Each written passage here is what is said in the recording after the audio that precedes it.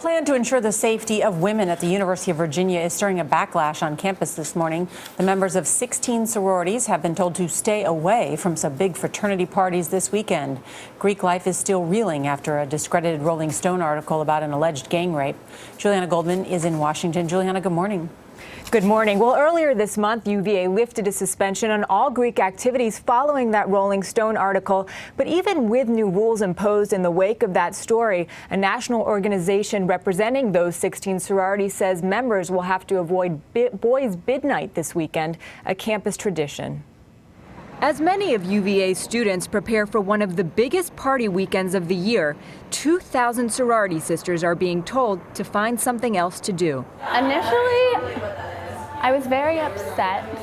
Ellie Caton is a sophomore at UVA. Her sorority, which she has asked us not to identify, is one of the 16 being told to stay away from the fraternity houses hosting the parties. It became obvious to me that while it was well-intentioned, it was having the wrong effect on the culture here at UVA. Fraternities and sororities agreed to new rules in the wake of that explosive Rolling Stone piece last November. Some of the allegations in the article were later discredited, but the sororities' national chapter presidents are still concerned for member safety.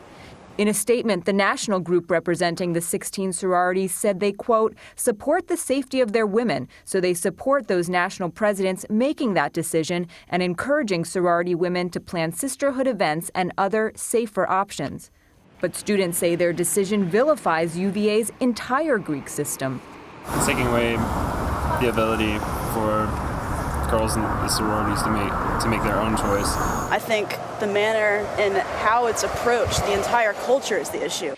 This week, sorority members created an online petition urging UVA to revoke the order, which they say promotes gender discrimination and perpetuates the idea that women are inferior sexual objects. You have to take the responsibility off of the women. You can't put rules on them and not punish the fraternities. Like, they don't have any punishments right now, yet we have to stay indoors.